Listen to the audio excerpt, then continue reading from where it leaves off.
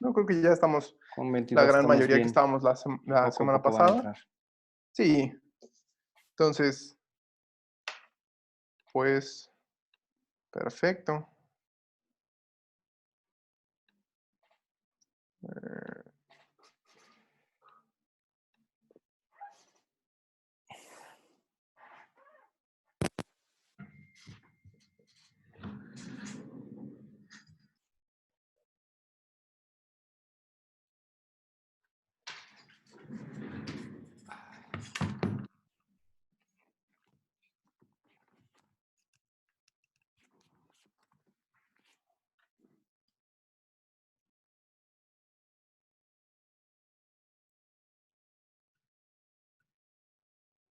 Perdón, como que me desconecté, pero ¿me ven? Sí. ¿Ya me ven todos? Perfecto. Perfecto, perfecto. Entonces, pues empecemos. Padre, ¿por qué no nos dirige usted en la oración para empezar? Un gusto.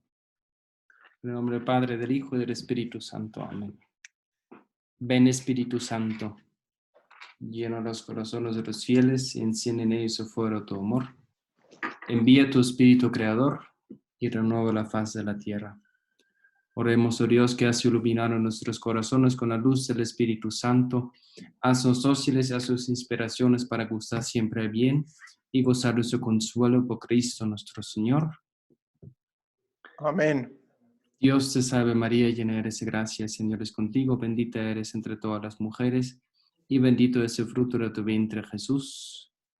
Santa María, Madre de Dios, ruega, Señora, por nosotros los pecadores, ahora y en la hora de nuestra muerte. Amén. Gloria al Padre, al Hijo y al Espíritu Santo.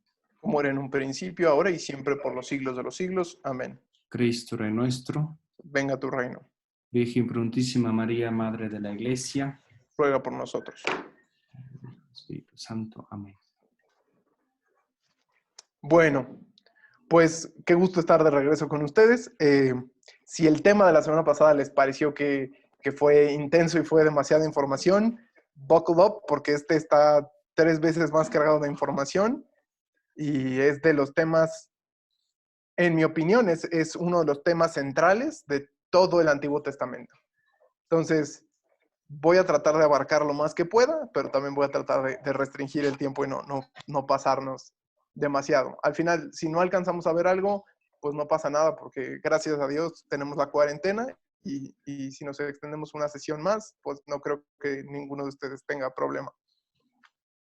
Entonces, pues bueno, arranquemos, ¿no? El tema del día de hoy es el reino de Israel, o la primera parte del reino de Israel. Este periodo histórico abarca del libro de Samuel, que aquí lo tenemos dividido en nuestras Biblias, lo tenemos dividido como el primer libro de Samuel y el segundo libro de Samuel, aunque realmente se escribió y era un solo libro, y la primera parte del libro de los Reyes.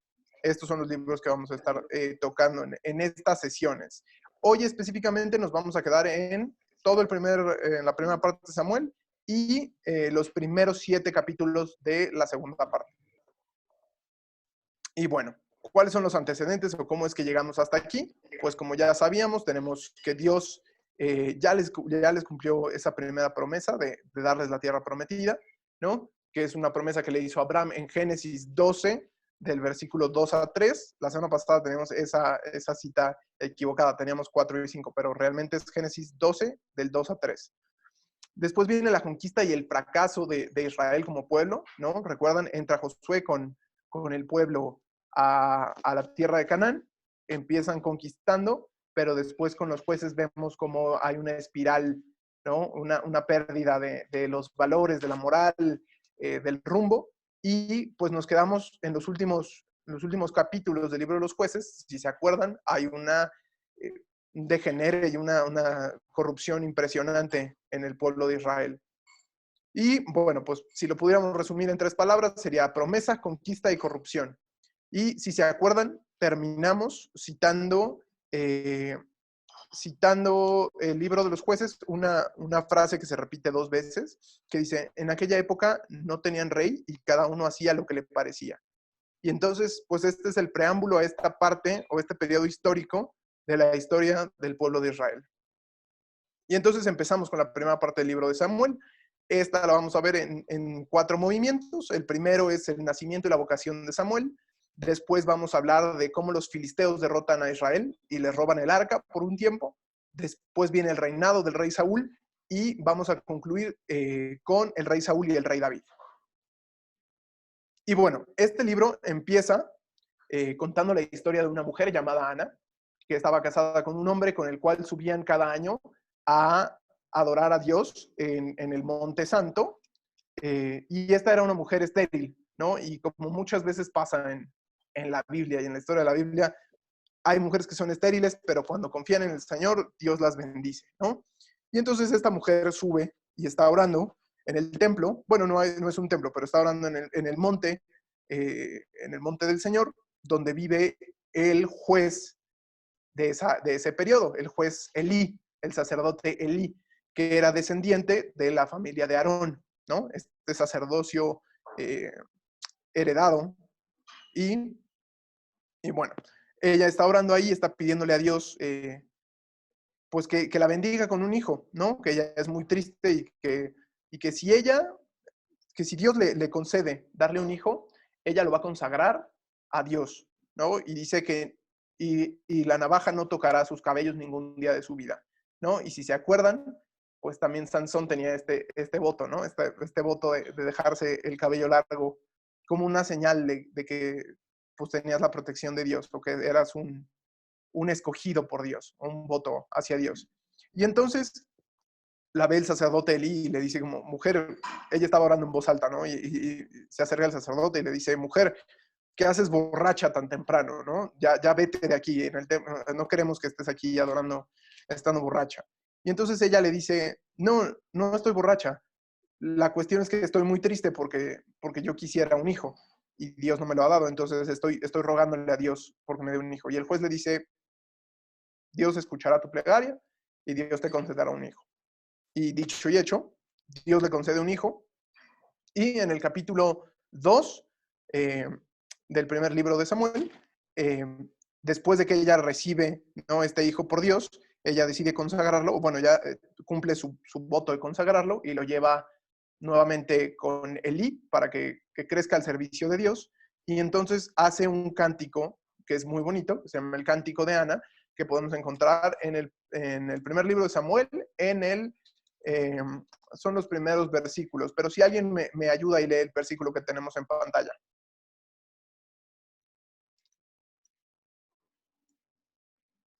Yo te lo leo. Gracias. Bueno, Cántico de Ana está en la primera de Samuel, en el capítulo 2, en versículo del 1 en adelante, hasta que lo termine. Si me lees la primera parte, como del 1 al 7, por favor. Ok. Entonces Ana recitó esta oración. Mi corazón exulta en el Señor, mi frente se enaltece en el Señor. Mi boca se ríe de mis enemigos, pues me gozo con tu salvación. No hay santo como el Señor, ni hay otro fuera de ti, ni roca como nuestro Dios. No multipliquéis discursos altaneros, apártense de vuestra boca la insolencia, pues el Señor es Dios de los saberes, y Él es quien pesa las acciones. Se ha quebrado el arco de los héroes, y los débiles se han ceñido de vigor. Los hartos se aniquilan por pan, y los hambrientos han cesado en sus fatigas. La estéril da luz 7 hijos, y la que tiene muchos se marchita. El Señor da muerte y vida, hace bajar al Seol, y de ahí los hace retornar. ¿Hasta ahí quieres o todavía más? Hasta ahí está perfecto. Simplemente para darnos una idea, este cántico de Ana va a ser lo que enmarque, y vamos a ver al final del libro de Samuel, y lo retomaremos en su momento, pero hay dos cantos o dos especies de salmos que enmarcan toda la historia que cuenta el libro de Samuel, ¿no? Y habla de esto, de cómo el Señor empobrece y enriquece, humilla y engrandece, ¿no? El Señor humilla al que es altanero y engrandece al que es humilde. Y esta va a ser una temática a lo largo de todo este libro, y vamos a terminar con el Salmo 18, que habla más o menos de estos mismos temas. Pero, si se acuerdan, hemos estado hablando en todo el curso de que hay muchas similitudes y muchas dualidades en la Biblia, ¿no? Y como dice San Agustín, encontramos el Antiguo Testamento en el Nuevo y el Nuevo lo encontramos en el Antiguo, ¿no? Toda esta tipología. Y si ven esta historia o este cántico de Ana, pues se asemeja mucho a lo que dice María, ¿no? Cuando va a ver a su prima Isabel, ¿no? Y les leo, es Lucas capítulo 1, ¿no? Y es a partir del versículo 46, ¿no? Y dice, entonces María dijo, mi alma glorifica al Señor y mi espíritu se alegra en Dios mi Salvador, porque ha mirado a la humildad de su esclava, ¿no? Desde ahora me llamarán dichosa todas las generaciones, porque ha hecho cosas grandes el poderoso en mí, ¿no? Y entonces encontramos esas similitudes y vamos encontrando a la Virgen María, vamos a ir encontrando a Jesús, vamos a ir encontrando muchas tipologías en todo este periodo del reino. Entonces, pues, seguimos porque si no nos podemos perder en muchos detalles y la idea es avanzar. Entonces, el hijo de esta mujer, ella decide ponerle Samuel, que en hebreo quiere decir Shmuel, aquel que escucha a Dios. Y entonces, pues es muy simbólico. Ustedes saben que en la Biblia, como hemos estado viendo, los nombres significan algo. Y este Shmuel, ¿no? Aquel, el que escucha la voz de Dios o a quien Dios escucha, pues es muy simbólico con la historia de su nacimiento, es decir, esta mujer que era estéril y que después Dios le da a luz, y también es alguien que va a profetizar la llegada del rey sacerdote, ¿no?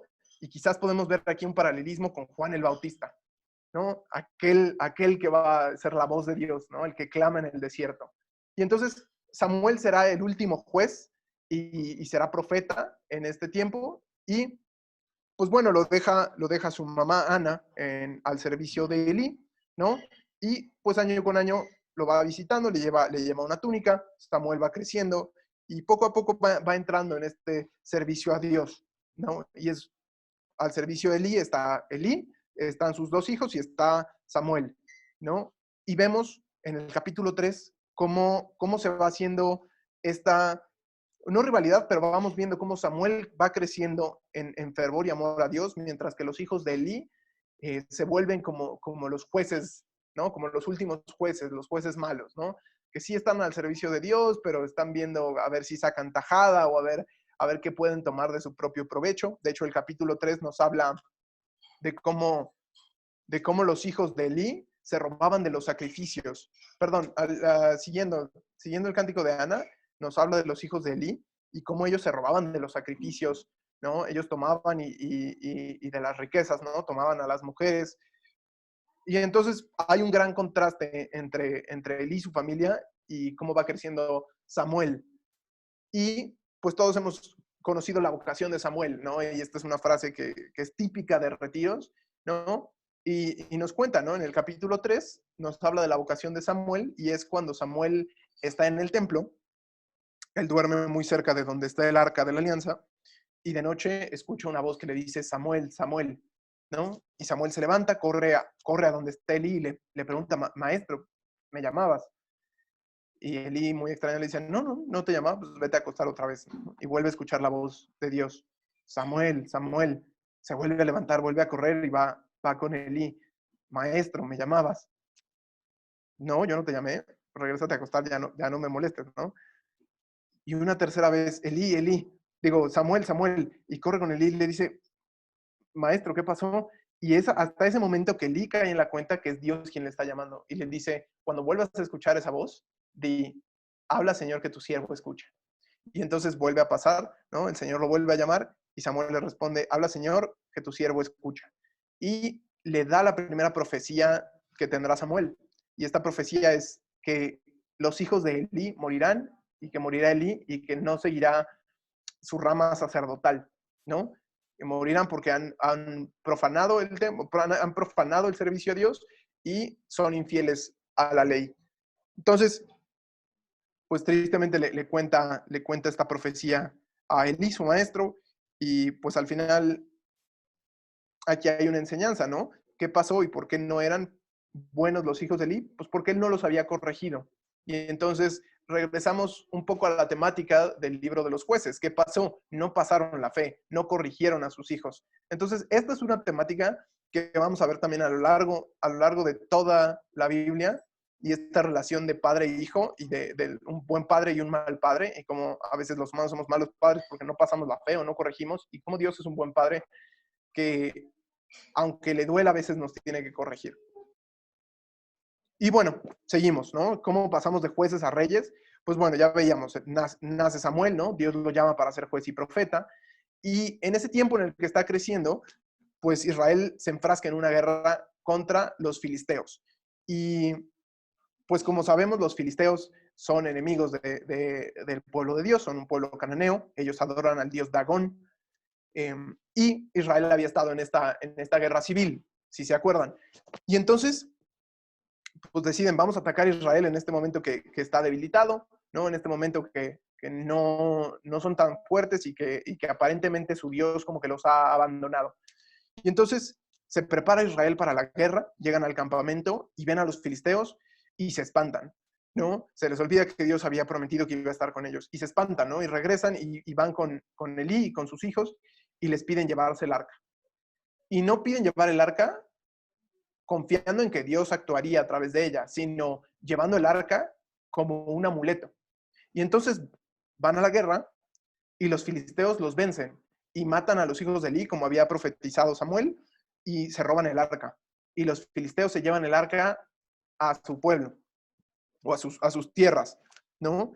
Y la ponen enfrente, ¿no? La ponen en el templo del dios Dagón y descubren que a la mañana siguiente el dios, ¿no? La estatua del dios estaba por los suelos y la vuelven a levantar y al día siguiente la estatua está por los suelos y la cabeza está cortada y las manos están cortadas y están puestas en otro lugar.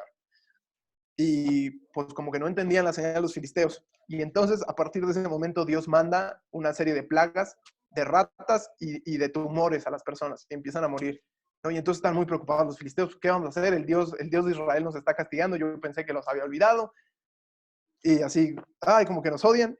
Y pasa algo muy chistoso. Este es como así de esos datos curiosos de la Biblia. Y si alguien me quiere ayudar a leer del primer libro de Samuel, el capítulo 6, el versículo del 1 al 5.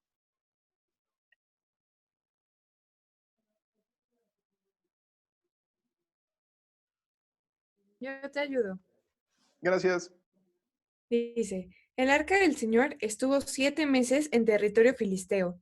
Los filisteos convocaron a los sacerdotes y adivinos para preguntarles, ¿qué hacemos con el arca del Señor?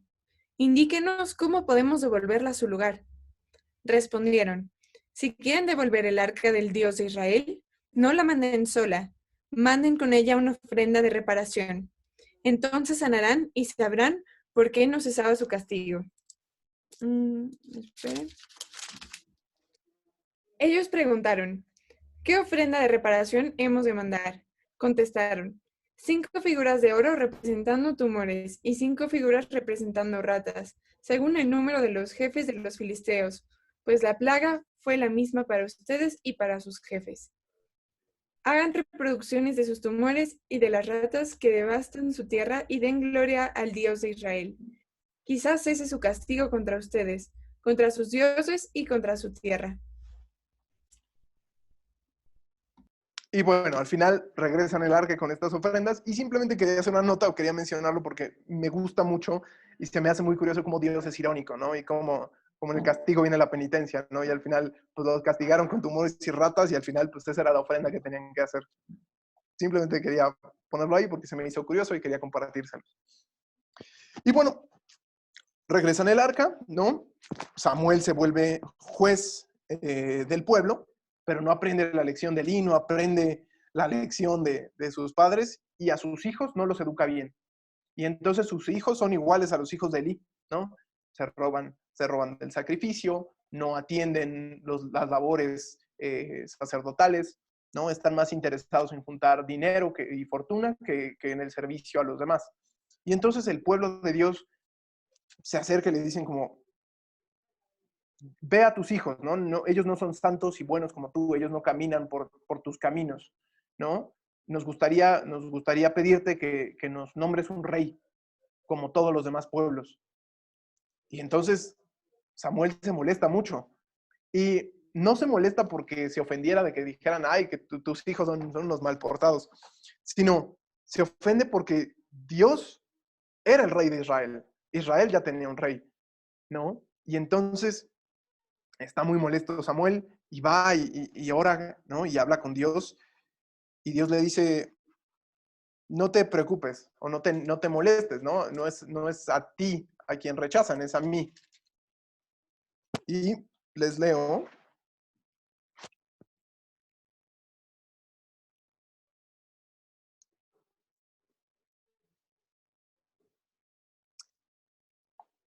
Dice, a Samuel le desagradó que pidieran un rey para que los gobernara y se puso a invocar al Señor.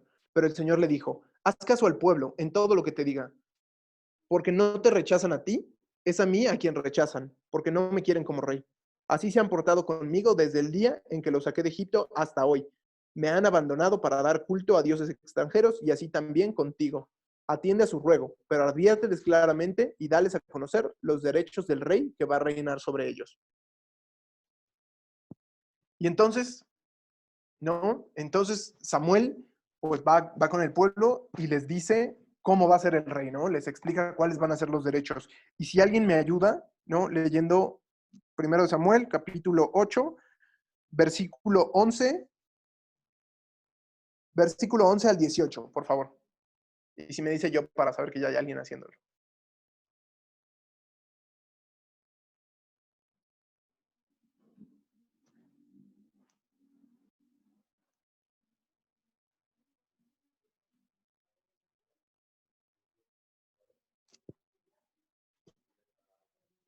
¿Alguien nos ayuda?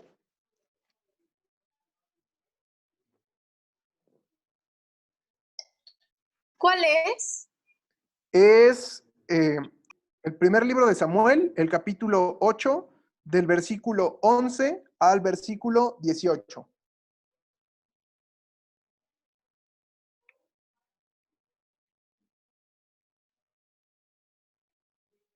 Te ayudo.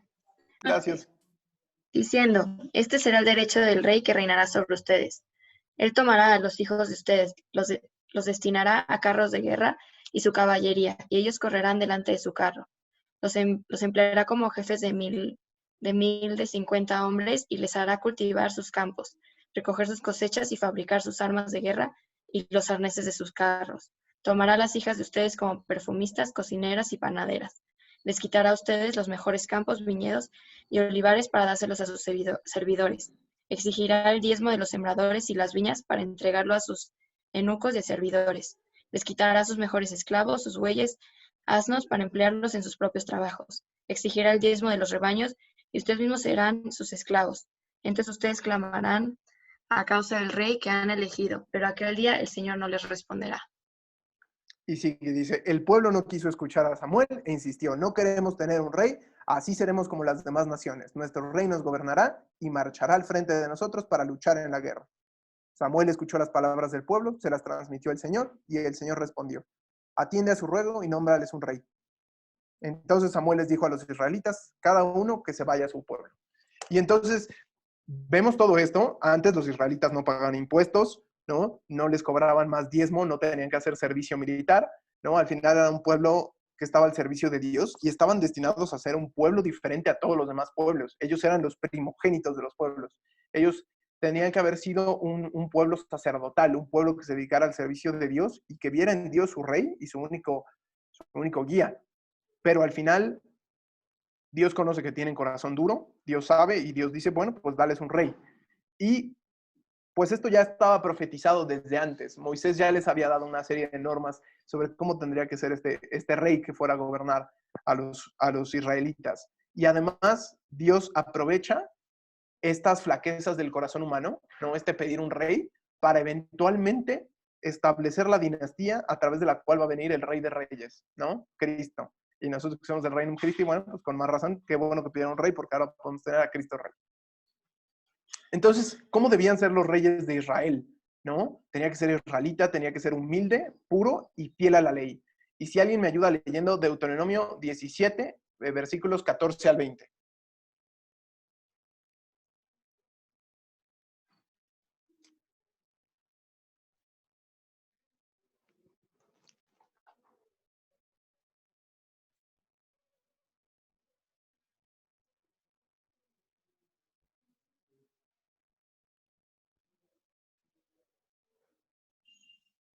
Yo lo busco, si no hay nadie. Gracias, Leo. Yo te puedo ayudar. Bueno, si quieres, Cuando- Si quieres, Betty, y la próxima, si tú me ayudas, Leo, te lo agradeceré mucho. sí. Ok.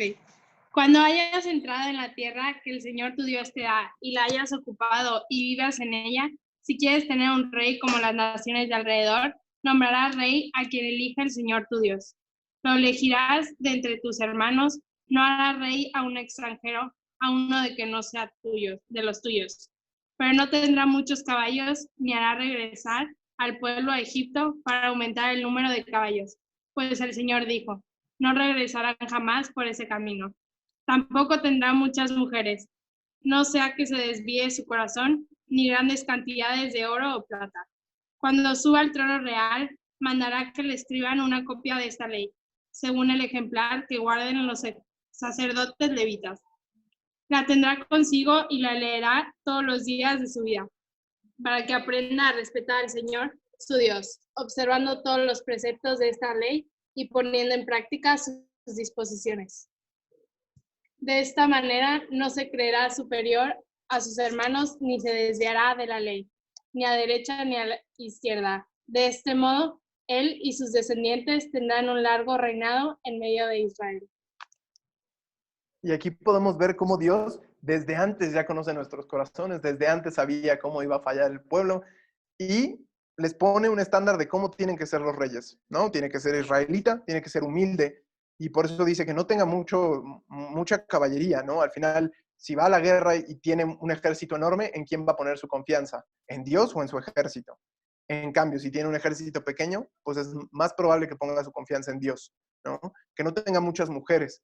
Y aquí pues entendía que muchas mujeres era que hiciera alianzas estratégicas con los pueblos alrededor, ¿no? Entonces, pues tendría muchas mujeres que serían cananeas. Y como vimos, pues tener mujeres extranjeras o casarte con un extranjero no es bueno a los ojos de Dios. Tenía que ser puro, ¿no? Y tenía que ser fiel a la ley, seguirla, ¿no? Y meditarla noche y día. Y bueno, vamos a ver si estos reyes de Israel se comportan al estándar que nos pone Deuteronomio.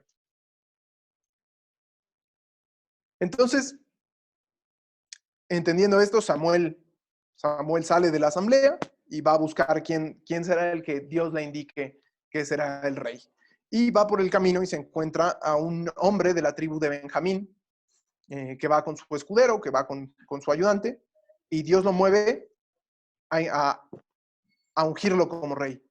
Y este hombre es Saúl, que en hebreo quiere decir Shaul, aquel que ha sido pedido, ¿no? Aquel que era deseado.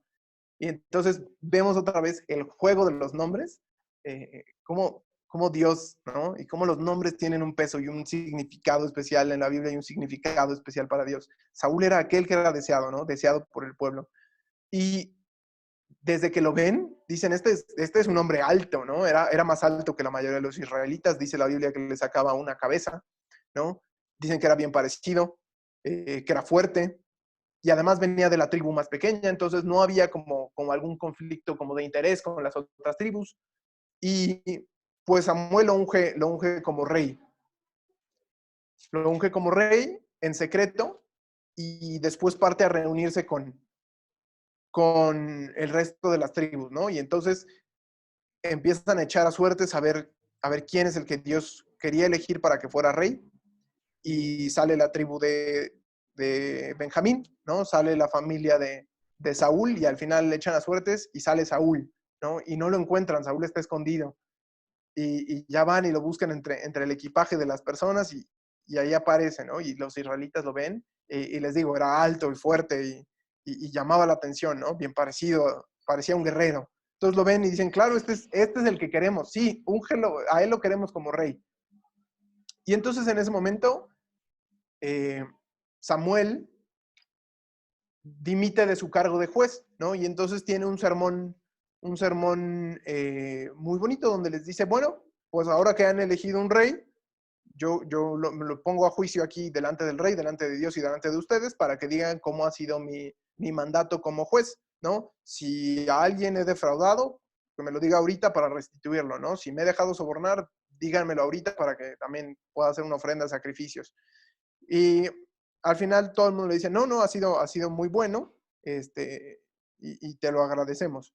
Y entonces él los amonesta y les dice, pues, para que sepan que su pecado es grande por haber elegido un rey, Dios los castigará con lluvias, y eventualmente pararán y Dios los bendecirá, pero y no se preocupen, yo seguiré, o sea, no me voy a desaparecer, yo voy a seguir siendo profeta y yo seguiré ayudándolos a guiarlos por el camino, por la senda de Dios. Entonces dimite su cargo como juez, pero se mantiene como profeta.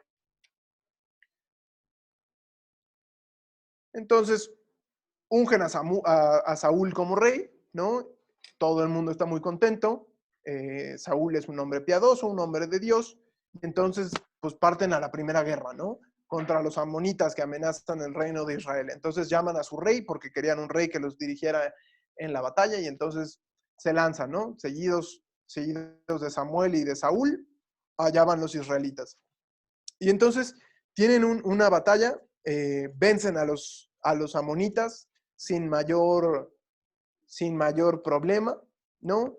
Y pues ya, Saúl queda afianzado en el trono como rey, todo el mundo está muy contento, y pues empieza como la parte positiva de su reinado, ¿no? Tiene varias victorias, ¿no? Expande las fronteras de Israel, es admirado por todo el pueblo, ¿no? Es un hombre fiel, y es muy curioso, no sabemos realmente cuántos años duró el reinado de Saúl, porque es un versículo que se ha perdido en el tiempo, nadie sabe, es un versículo que estaba medio borrado, ¿no? Y entonces por eso tenemos que en el capítulo 13 del primer libro de Samuel, el versículo 1 dice, Saúl tenía, y ponen 3 puntos, años cuando empezó a reinar, y reinó sobre Israel 3 puntos, años.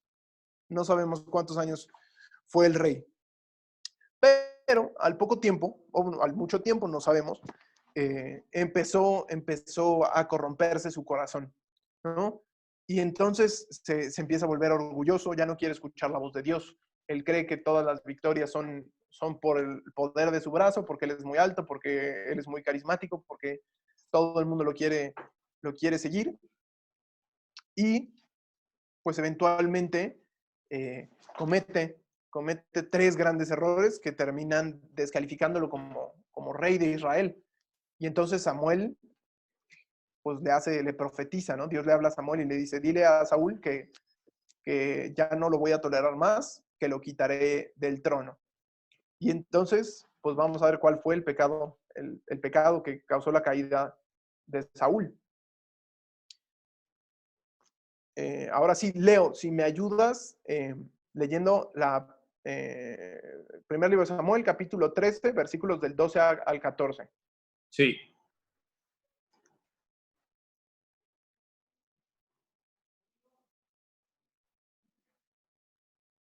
Del 12 al 14. 12 al 14, sí.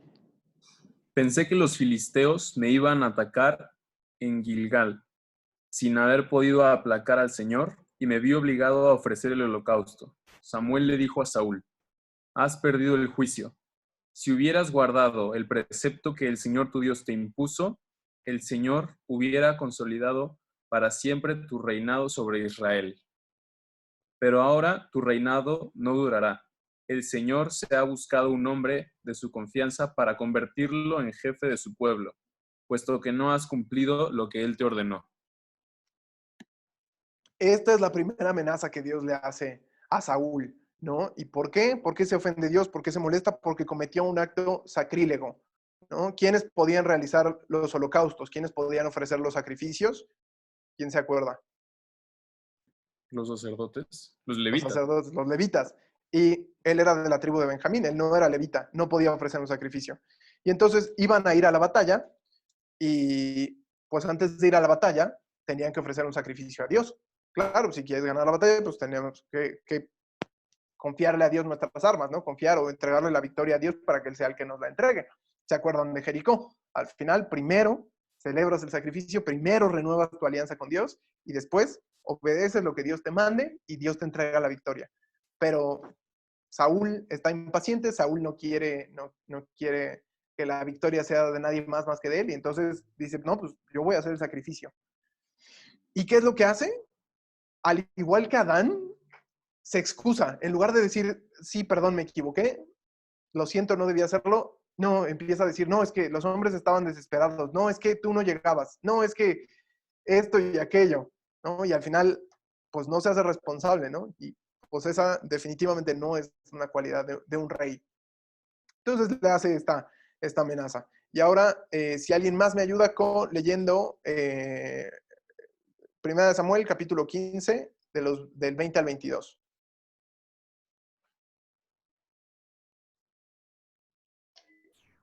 Si quieres ayuda.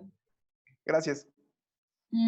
Saúl le contestó, sí que he obedecido la orden del Señor, he realizado la campaña que me encomendó, he traído a Agag, rey de Amalek, y he consagrado al exterminio a los amalecitas. Y si la gente tomó como botín las ovejas y vacas destinadas al exterminio, fue para ofrecérselas en sacrificio al Señor tu Dios en Gilgal. Samuel respondió, eso también, ¿verdad? Sí. Samuel respondió, ¿acaso el Señor valora más los holocaustos y sacrificios que la obediencia a su palabra? Mira, la obediencia vale más que el sacrificio y la docilidad más que la grasa de carneros. Qué duras palabras de Samuel y cuánto deberían resonar en nuestro corazón. Cuánto no se complace más el Señor en la obediencia a su palabra que en holocaustos y sacrificios, ¿no? La obediencia vale más que el sacrificio y la docilidad que la grasa de carneros.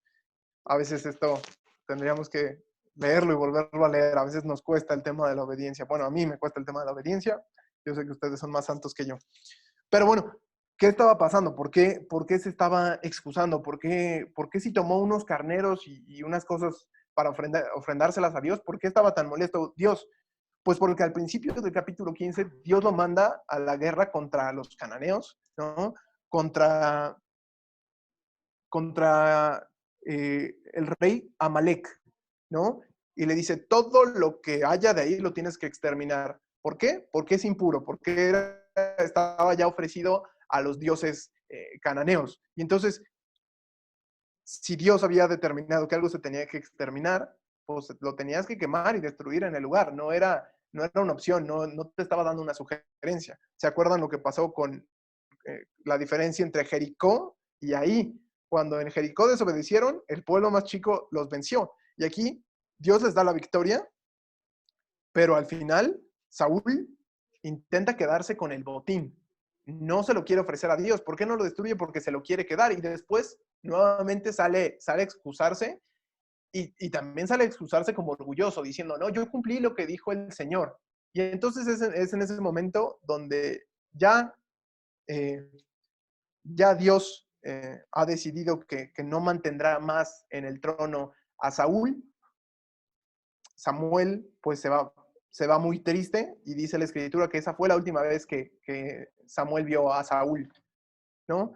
Y dice en este mismo capítulo, en el versículo 34, dice, después Samuel se fue a Ramá y Saúl regresó a su casa en Gibea de Saúl. Samuel no vio más a Saúl hasta el día de su muerte, pero se lamentaba por Saúl porque el Señor se había arrepentido de haberlo hecho rey.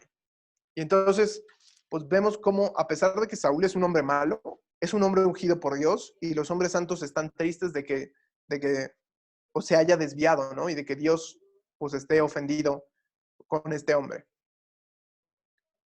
Entonces, Dios le dice a Samuel, ¿hasta cuándo vas a estar llorando por Saúl si yo lo he rechazado?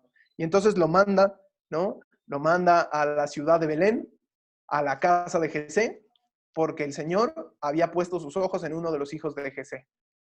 Y este hijo era David.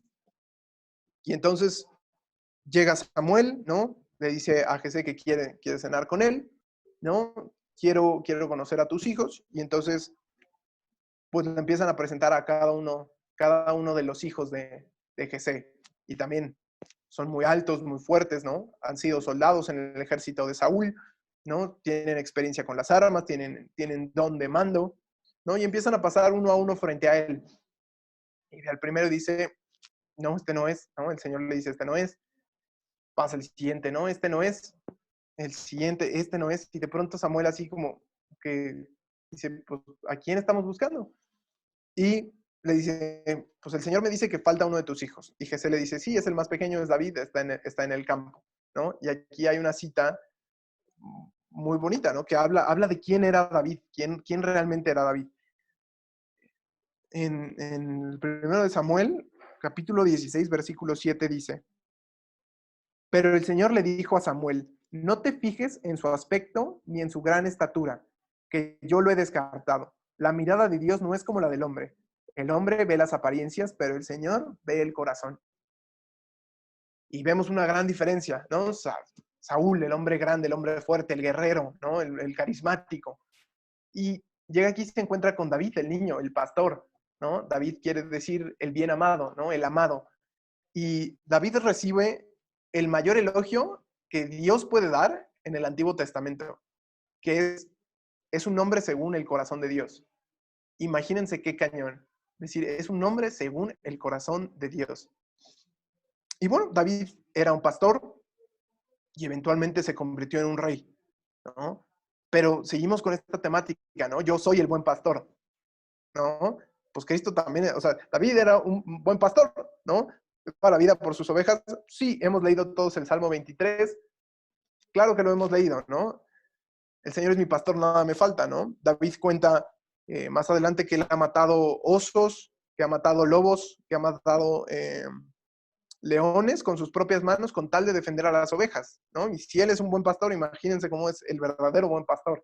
Y si él es rey, pues cómo será el verdadero rey o el rey de reyes. Y entonces, si alguien me ayuda con esta cita de aquí abajo, la de 1 Samuel 16, 23. Yo te ayudo, Pablo. ¿Es el versículo 23? No, si me ayudas primero, sí me vas a ayudar con eso, pero si me ayudas primero con el 13 y 14. 16, 13 y 14. O sea, pero del capítulo 16. Del capítulo 16, el versículo 13 y el 14. Samuel tomó el frasco de óleo y lo ungió en presencia de sus hermanos. Y desde aquel día el Espíritu del Señor descendió sobre David. Samuel, por su parte, partió y se fue a Ramá. Y el 14 también. El Espíritu del Señor se había retirado de Saúl y lo atormentaba un mal espíritu, enviado por el Señor. ¿Hasta el 15? No, ahí está, con eso. Vemos como en el momento en el que Samuel unge a David, él queda ungido con el Espíritu del Señor. Y Saúl queda apartado. En ese momento ya no es más el ungido, el nuevo ungido es David. Y en ese momento Saúl comienza a ser atormentado por un espíritu malo, ¿no? Un espíritu inmundo. Dirán algunas traducciones. Y esto es un punto importantísimo y a veces lo pasamos por alto, ¿no? ¿Qué quiere decir este estar lleno del Espíritu? Al final, el verdadero rey de Israel tenía poder sobre el demonio, porque compartía del poder de Dios. Y entonces, si nos ayudas, Mireya, con el versículo 23 ahora. Y cuando un espíritu de Dios asaltaba a Saúl, David tomaba la cítara y tocaba. Saúl se calmaba y se sentía aliviado y el mal espíritu se retiraba de él. Si vemos aquí cómo David tenía el poder de exorcizar el demonio, eso es un exorcismo, ¿no? ¿Y quién después va a decir que es hijo de David y tiene poder sobre los demonios? Si alguien me puede decir. Jesús. Exactamente, Jesús, ¿no? Entonces empezamos a ver ya también paralelismos muy fuertes con Cristo, ¿no? David es una figura que es muy paralela con Cristo y no por nada lo llaman hijo de David a Cristo, ¿no? Y seguiremos viendo, pero fijémonos en esta temática que hay en esta parte de la Biblia. Entonces, David ya estaba ungido, ¿no? Entra a trabajar al servicio de Saúl, Saúl sin saber que está junto a él el verdadero rey, ¿no? Y David, con mucha humildad, sin decir nada, ¿no? Él sabe que Dios lo ha ungido, pero él sabe que Dios lo pondrá en el trono cuando Dios quiera, ¿no? Él pone toda su confianza en Dios. Y entonces trabaja y si vemos, me gustaría hacer aquí acotación, ¿no? Muchas veces vemos como Cristo elige a sus apóstoles, que son pescadores, y no los manda inmediatamente a ya ser apóstoles, ¿no? No, a Pedro no lo hace papa así el primer día, así de, ay, vente, tú eres pescador y ahora eres papa. No, lo tiene por 3 años y lo prepara por 3 años. Igual a Dios con David, ¿no? Él había sido un pastor, ¿no? ¿Qué sabría de gobierno un pastor? Pero Dios, ¿no? Con este don que ya tenía por ser el verdadero ungido, el Mesías, porque eso quiere decir ungido, este Mesías, pues empieza a trabajar con Saúl, ¿no? Y estando al lado de Saúl, pues aprende de cómo se maneja el reino de Israel. Y esto le va a venir muy bien. Y pues vemos cómo Dios no elige a los que están preparados, sino prepara a los elegidos. Y bueno, ¿no? David sigue, ¿no?, al servicio de Saúl y pues continúan las guerras entre los judíos y los filisteos. Y entonces, pues resulta que los filisteos tienen a este soldado enorme, ¿no? Casi un gigante, un guerrero, y está vociferando, ¿no? Que se atreva a Israel, ¿no? Que el más valiente de Israel venga a combatirme, ¿no? ¿Para qué hacemos que los ejércitos se enfrenten, ¿no? Y vemos como todo el pueblo, todos conocemos esta historia. Ay, no, es que es muy grande, es muy fuerte, nadie quería enfrentarlo. Y como él día tras día se reía y se burlaba del Dios de Israel.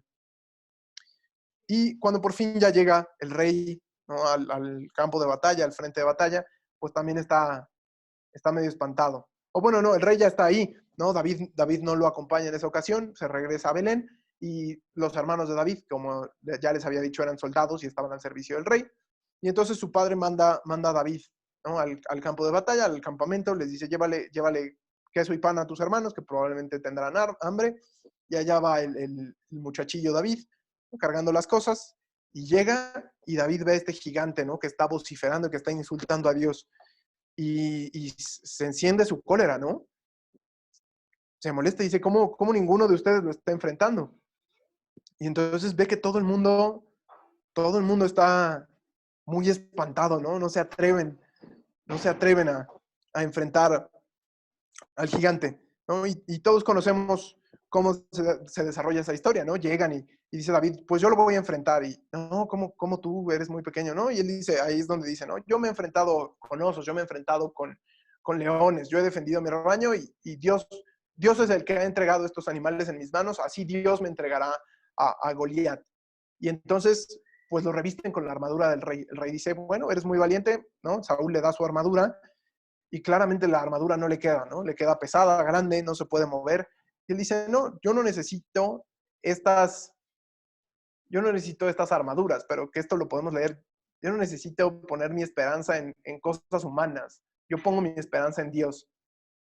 Y al final, ¿quién me ayuda leyendo? De este mismo libro, el 17, capítulo 17, versículos 40 al 47.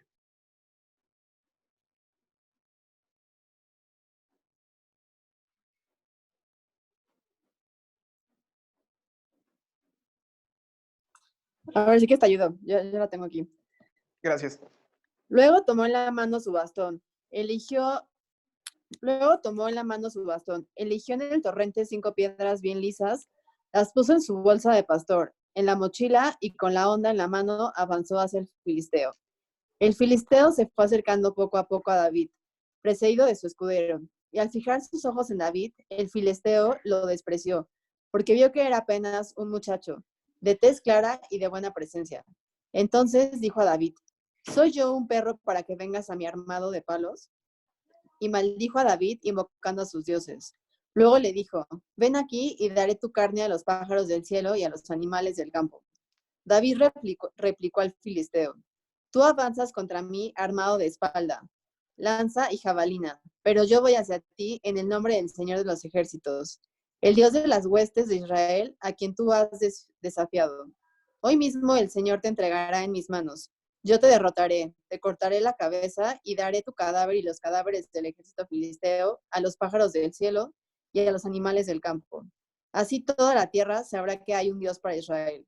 Y toda esa asamblea reconocerá que el Señor da la victoria sin espada ni lanza, porque esta es una guerra del Señor y Él los entregará en nuestras manos. Y aquí vemos este gran contraste, ¿no? Un hombre grande que confía en su espada, ¿no? Confía en sí mismo, que pues es orgulloso, que probablemente ha entrenado, ¿no? Había sido guerrero toda su vida. Y vemos un muchacho que pone su confianza en Dios y que sale y lo enfrenta no con, no con, no con armas, ¿no? Sino lo enfrenta con su bastón y con 5 piedras. Y ustedes saben que en la Biblia, cuando aparecen números así, no es al azar. ¿Por qué serán 5 piedras? ¿Por qué no una? ¿O por qué no 10? ¿O por qué no se llevó más? ¿No? ¿Qué tal si fallaban sus tiros? Pero al final, la interpretación es que esas 5 piedras son la Torá, son los primeros 5 libros de la Biblia. Es decir, es la ley de Dios. David sale a enfrentar a Goliat armado con la ley de Dios. Entonces, es mucho más profundo de lo que podemos ver, y podríamos detenernos y analizar este combate entre David y Goliat como algo más metafísico, no solo como algo histórico que pasó, sino realmente como un enfrentamiento entre 2 filosofías y 2 maneras de ver el mundo. Y creo que esto nos pone un reto, y ante esta situación yo quisiera pues poner aquí mis 2 pesos, pero ante esta situación, ¿cómo la vamos a enfrentar? Poniendo nuestra esperanza en tapabocas, poniendo nuestra esperanza en la medicina, o poniendo nuestra esperanza en Dios. Y ahora, no es decir que los tapabocas no funcionen o que la medicina no funcione. David iba armado igualmente, pero su principal confianza estaba puesta en Dios y no en las armas. Entonces, pues creo que es una manera, y creo que es algo que podemos estudiar y analizar y ver a la luz de nuestras propias vidas, porque creo que lo más importante en toda esta historia y en todo The Word es irlo viendo aplicativo en nuestra propia vida, ¿no? Este es un libro lleno de enseñanzas, y esta es una historia que es nuestra historia, pero tiene enseñanzas para cada uno de nosotros.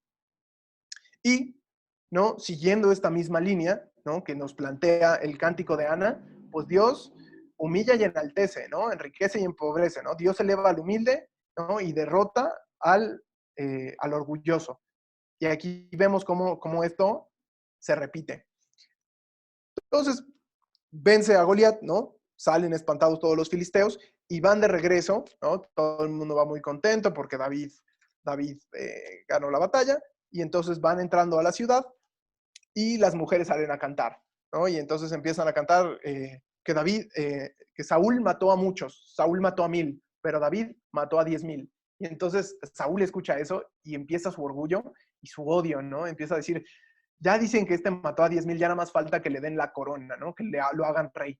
Y al final, pues ya era rey, ¿no? Solamente que Saúl no sabía, no le han avisado. Entonces, como vemos, cómo pasamos de Saúl a David, ¿no? David vence a Goliat, David entra al servicio de Saúl como uno de sus generales, David se hace gran amigo del hijo de Saúl, el que debería haber sido el heredero, Jonathan, ¿no? Tienen una amistad muy bonita que se cuenta en el capítulo 20. David se casa con una de las hijas de Saúl, incluso, y pues en ese tiempo la gente va apreciando mucho a David, y Saúl pues cada vez está más corrompido y la gente no lo quiere, y entonces empieza este odio en el corazón de Saúl, y Saúl busca matar a David, ¿no? Intenta empalarlo con su lanza un par de veces, ¿no? Lo lleva hasta el desierto, lo persigue, y en estas persecuciones, pues David tiene en 2 ocasiones la oportunidad de matar a Saúl, pero David sabe que Saúl ha sido ungido por Dios, y David es un hombre que confía en Dios y es un hombre justo, como diría la Biblia, y es un hombre según el corazón de Dios. Entonces, no mata a Saúl, ¿no? Él sabe que si va a ser rey es porque Dios lo ha puesto, y Dios lo pondrá en el trono cuando Dios quiera. Y entonces la confianza de David se mantiene siempre en Dios. Y por último, ¿no? Al final del primer libro de Samuel, vemos cómo Saúl va a la batalla, ¿no? Saúl pues ya es enemigo de Dios, ¿no? Prácticamente ya se ha alejado de la fe, ¿no? Ya hace, ¿no? Va a ver a los espiritistas, ¿no? Ya pone su confianza en otras cosas que no son Dios. Ya su espiral de corrupción está llegando al fondo, y al final, en una batalla contra los almacitas, pues es hecho muerto, ¿no?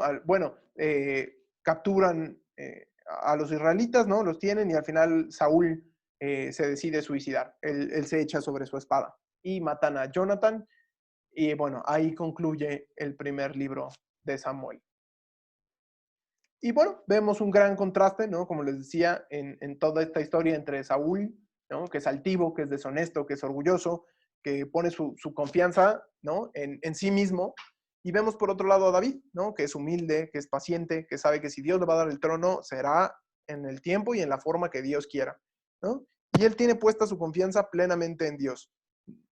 Este es un periodo donde empieza a escribir los salmos. Como sabemos, la gran mayoría de los salmos son de David, ¿no? Son cánticos, alabanzas, lamentaciones a Dios, y hay algunos como muy significativos. Sabemos el Salmo 23 es uno de los más famosos, el Señor es mi pastor, nada me faltará, pero ahí hay múltiples salmos que escribió David en el tiempo en el que estuvo en el desierto perseguido por Saúl, y más adelante, pues en su reinado seguirá escribiendo salmos de los distintos momentos que le pasen. Y ya llegaremos a ellos. Y bueno, pues nos queda el siguiente libro de Samuel, ¿no? El segundo libro de Samuel. Vamos a ver nada más la primera parte, que es del capítulo 1 al capítulo 7, porque estos son capítulos muy cargados de información, muy cargados de simbolismo, y vamos a ver mucha tipología, ¿no? Lo que se le llama la tipología. Vamos a encontrar muchas referencias a Cristo, muchas referencias al pasado también, y cómo la historia se va conectando de un punto a otro. Así que si alguien tiene alguna duda, ahorita sería un buen momento para contestar algunas de este tema de atrás, porque seguramente desde que viene habrá algunas cuantas más. Y mejor si me la dicen porque no puedo ver el chat.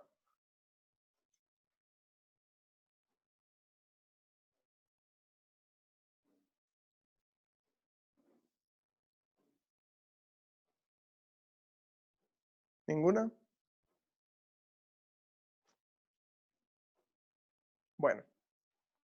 Bueno, si tienen alguna duda y no la quieren hacer aquí o la prefieren hacer después, apúntenla nada más para que no se les olvide, porque si no, pues puede que quede un poco enterrada en todo esto, porque aquí viene muy cargada de mucha información. Entonces vamos a ver esta primera parte del segundo libro de Samuel. Como les decía, es un libro que es un solo libro, simplemente es porque los traductores se cansaron y lo escribieron en dos partes, o lo tradujeron en dos partes, ¿no? En los primeros capítulos vemos el triunfo de David y en el séptimo vemos la promesa mesiánica. Y bueno, el triunfo de David, ¿no? A la muerte empieza el libro con el anuncio de la muerte de Saúl, y lo primero que hace David al enterarse de la muerte de Saúl, pues no es celebrar ni saltar de alegría, ¿no? Sí, ya soy rey, sino llorar, ¿no? Realmente llora la muerte de un ungido del Señor, llora la muerte de su amigo Jonathan, y al final, pues vemos esta humildad, ¿no? En el corazón de David, el saber que es Dios quien lo pone, es Dios quien da, es Dios quien quita, pero al final, pues había ese vínculo y ese cariño, ¿no? Por su amigo Jonathan, e incluso por el mismo Saúl. David le guardaba un cariño a Saúl. Entonces, llora por la muerte de ellos, después es coronado, David es coronado rey de Judá, y el resto de Israel no lo quiere como rey, ¿no? Quieren un heredero de Saúl. Y entonces entramos en una guerra civil que dura 7 años. Después David unificará, ¿no? Las tribus. Por fin, al final, las tribus sí lo van a querer como rey. Y por último, David hace de Jerusalén su capital política y religiosa. Y bueno, la coronación de David, ¿no? Si alguien me ayuda, necesito 3 personas. Una que me ayude buscando la primera cita, ¿no? El segundo libro de Samuel, capítulo 5, versículos del 1 al 3. Alguien que me ayude buscando Génesis 2, 23. Y alguien que me ayude con Efesios 5, 25. Yo busco el Génesis. Bien, ¿quién me ayuda con Samuel? Yo puedo. Bien, Samuel. A ver. Está aquí en la presentación, las citas. ¿Y quién me ayuda con Efesios?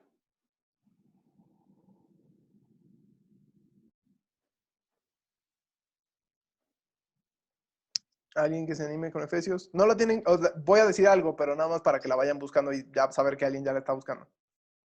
Yo te ayudo con Efesios. Va, perfecto. Ok. Bueno, antes de que empiecen a leer,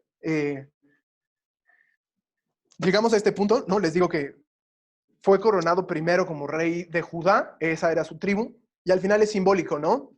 Judá, y iremos viendo cómo Judá juega una parte importante, ¿no? Tiene una herencia, tiene una primacía sobre las demás tribus. Entonces, el hecho de que David sea de Judá, que es la tribu más importante, contrasta también con Saúl, ¿no? Que era de Benjamín, que es la tribu más pequeña. Entonces, es de Judá, ¿no? Tienen esta guerra civil durante 7 años, pero al final las tribus se acercan y lo aceptan como rey. Entonces, el que iba a ayudarme con Samuel. Sí. Todas las tribus de Israel se presentaron a David en Hebrón y le dijeron: Nosotros somos de tu misma sangre. Hace ya mucho tiempo, cuando aún teníamos como rey a Saúl, eras tú el que conducía a Israel, y el Señor te ha dicho: Tú apacentarás a mi pueblo Israel, y tú serás el jefe de Israel. Todos los ancianos de Israel se presentaron ante el rey de Hebrón. El rey estableció con ellos un pacto en Hebrón, delante del Señor, y ellos ungieron a David como rey de Israel. Gracias. Y bueno, aquí quiero llamar la atención de este primer versículo. Del segundo versículo. No, sí, el primer versículo, perdón. Aquí en esta traducción dice: tú eres de nuestra sangre. Pero aquí en mi traducción dice: somos carne de tu carne y sangre de tu sangre. Y eso es un lenguaje muy simbólico, porque el rey de Israel, o el verdadero rey de Israel, no es alguien que simplemente va a dominar sobre el pueblo, sino es alguien que se va a desposar con el pueblo. Y esto es algo que vemos, ¿no? Si me ayudas, Leo, leyendo Génesis 2. Sí. Al verla exclamó: Esta sí es hueso de mis huesos y carne de mi carne. Se llamará varona porque del varón fue sacada. ¿No? Vemos este primer matrimonio con Adán y Eva, y vemos, como decía Chino, la Biblia empieza con un matrimonio y termina con un matrimonio. Pero aquí en este punto central de la Biblia también hay otro matrimonio, que es entre David y el pueblo de Israel. El rey va a ser como esposo de su pueblo. Y entonces, Mane, si me ayudas con Efesios 5:25. Maridos, amen a su esposa como Cristo amó a la iglesia y se entregó por ella. ¿No? Vemos cómo hay esta consecución, cómo está hilado toda esta parte matrimonial. Y ya no puse Apocalipsis, pero al final pues, se acordarán, ¿no? Son las bodas del Cordero. ¿Y las bodas con quién? Con la iglesia, que salió de su costado. Entonces, esta es una línea, ¿no? Y hay que ver como David, ¿no? ¿Quién es su heredero? ¿Quién es el hijo de David? Es Cristo. Y Cristo se va a desposar con su iglesia, que es el nuevo pueblo de Israel. Entonces, son pequeños detalles, son cositas que a veces nos pueden pasar por alto, ¿no? Es simplemente un versículo, pero cómo hay tanta profundidad en cada pequeño detalle de este libro y de la historia de David. Ahora, después veíamos, ¿no? Una vez que se reúnen todas las tribus, pues unifica el reino, ¿no? Y sale a la conquista. Y conquista Jerusalén y la hace su capital. Y esto es un punto muy interesante, porque podríamos preguntarnos por qué eligió David, o sea, por qué hace David de Jerusalén su capital, ¿no? La capital del reino. Y bueno, primero que nada porque era una ciudad neutral, no estaba en el territorio de ninguno de las tribus, ¿no? Entonces, un poco así como es Washington, D.C. o como era, ¿no? El Distrito Federal, ¿no? No es parte de ningún estado, y así, pues en teoría no estás beneficiando a nadie y mantienes la paz entre las tribus, ¿no? También porque se creía que Jerusalén estaba sobre lo que había sido el jardín del Edén. Entonces es muy simbólico erguir el trono, la ciudad que será la ciudad de David o de Dios, sobre lo que antes había sido el jardín del Edén. También Jerusalén había sido la ciudad desde la cual había reinado el rey sacerdote Melquisedec, que ahorita lo tocaremos un poco más, pero se acordarán, aparece en Génesis y también aparece después en la carta a los Hebreos.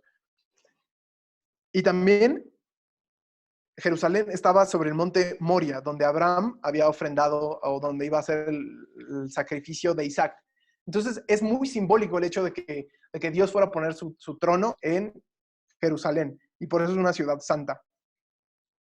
Al final, la etimología de Jerusalén es Yerú, o Yeru, que puede ser traducido como ciudad, y Shalom, que es paz, ¿no? La ciudad de la paz.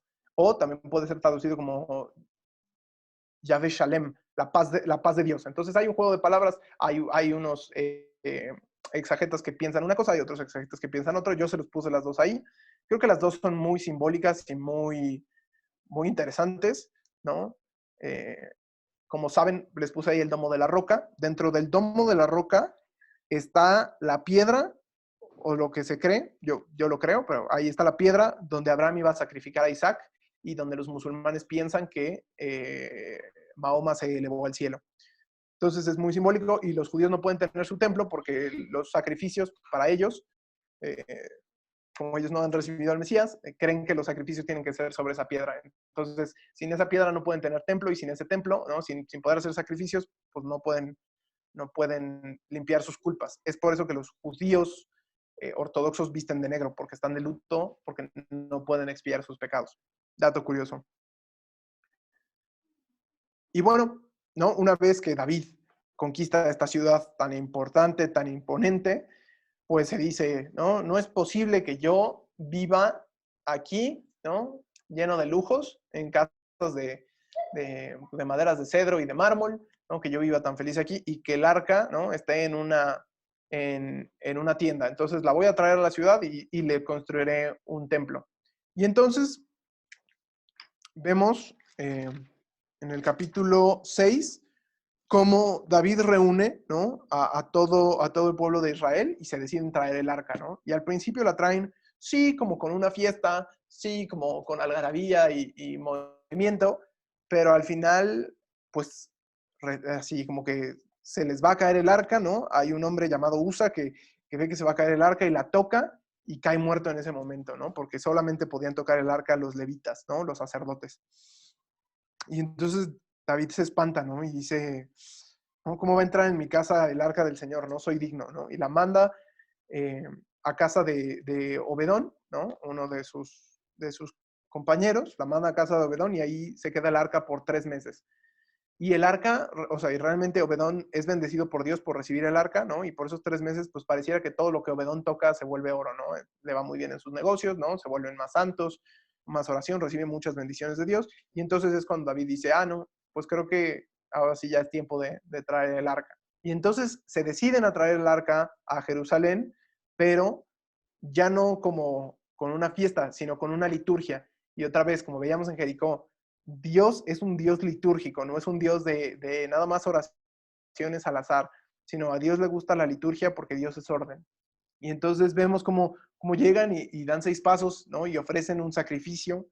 Y David va vestido con un efod, que es esta vestimenta sacerdotal, y va danzando delante del arca, ¿no? Y una vez que llegan a Jerusalén, pues David ofrece un sacrificio al Señor. Y una vez que ha hecho estos sacrificios a Dios, le ofrece al pueblo, ¿no? Le da al pueblo su bendición y reparte entre el pueblo, ¿no? Pan y vino. Y también un pedazo de carne y pastel de pasas. Pero lo más importante es que a cada israelita le da pan y vino, ¿no? Y entonces vemos, es muy simbólico, ¿no? Hay una liturgia, hay un sacrificio y después el rey ofrece pan y vino. ¿A qué nos suena todo esto? Alguien que se anime a contestar. A la misa. A la misa. Claro, ¿no?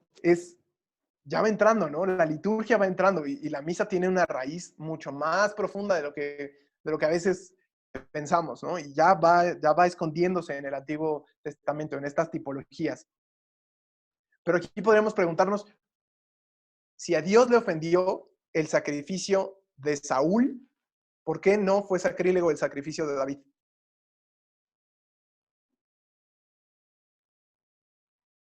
Acuérdense, David es de la tribu de Judá, no es levita. ¿Por qué David sí se puede vestir como sacerdote? ¿Y por qué David sí puede ofrecer sacrificios a Dios sin que sea sacrilegio? ¿Fue ungido? Saúl también había sido ungido. Esto es así, pregunta, tiene truco, pero a ver si alguien.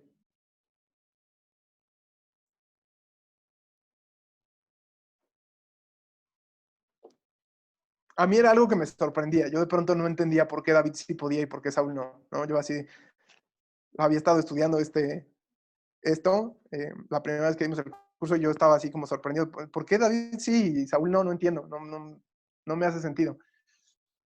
Pero, porque David ya forma parte de un sacerdocio real. Como les decía, Jerusalén había sido la ciudad de Melquisedec. Y se cree que Melquisedec era Shem, o Sem, el hijo de Noé. ¿Se acuerdan que lo mencionamos? Que Sem, ¿no? Y de él se originan los pueblos semíticos, los semitas, el antisemitismo, o sea, los judíos. Bueno, los judíos son parte de los pueblos semitas, ¿no? Se pensaba que Melquisedec, o se cree que Melquisedec era Sem, ¿no? El primer hijo de Noé, ¿no? Y que pues toma el nombre de Melquisedec cuando se vuelve rey de la ciudad de Salem. David es el que le pone Jerusalén, ¿no? Antes la ciudad nada más se llamaba Salem. Entonces Melquisedec fue rey ahí y al ser Sem, ¿no? Melquisedec, al ser hijo de Noé, él no entra dentro del sacerdocio de los levitas. Era cuando el sacerdocio se pasaba de padre a hijo, ¿no? Y era una bendición para el primogénito. Un poco lo que Dios quería hacer con Israel cuando lo sacó de Egipto, pero no quisieron, hicieron el becerro de oro y entonces Dios tuvo que instituir a los levitas como sacerdotes. Bueno, originalmente el plan de Dios es que todo el pueblo fuera un pueblo sacerdotal y obviamente el rey sería el sumo sacerdote. Y entonces David, al conquistar Salem, renombrarla Jerusalén y volverse rey ahí, pues se vuelve heredero de Melquisedec, ¿no? Y también es de la misma línea de sangre de Melquisedec. Entonces, recibe las atribuciones de parte de Dios de ser un sacerdote. Entonces, vemos que la realeza de David, y a partir de la línea de David, recuperan todos los reyes de Israel ese sacerdocio divino, y es un sacerdocio mayor al de los levitas, porque es un sacerdocio instituido desde antes. Y entonces, pues, ¿quién me ayuda leyendo? Vamos a ver un poquito quién fue este Melquisedec. ¿Alguien me ayuda con Génesis 14, 18? Y alguien más con Hebreos 5, versículo 6.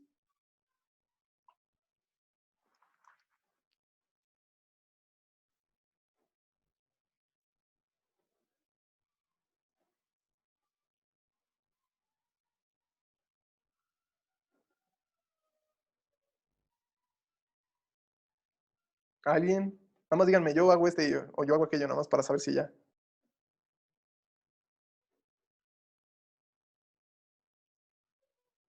Si quieres, hago el Génesis. Gracias.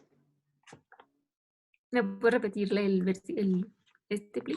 Sí, Génesis 14, versículo 18. Va. Y, pues, si nadie dice, voy a seleccionar aquí al azar. Bren Velasco, porque te conozco.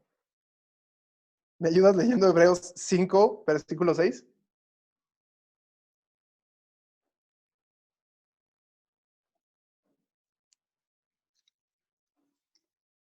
Hebreos 5, ¿cuál? Hebreos 5, versículo 6. Y en cuanto tengan el de Génesis, Ah, me digan, para que empecemos por ahí. Ya lo tengo. Va, entonces vamos con Génesis 14, 18. Y Melquisedec, rey de Salem, sacerdote de Dios, el Altísimo, hizo traer pan y vino. Que hace una ofrenda de pan y vino, ¿no? Que ofreció David al pueblo, pan y vino.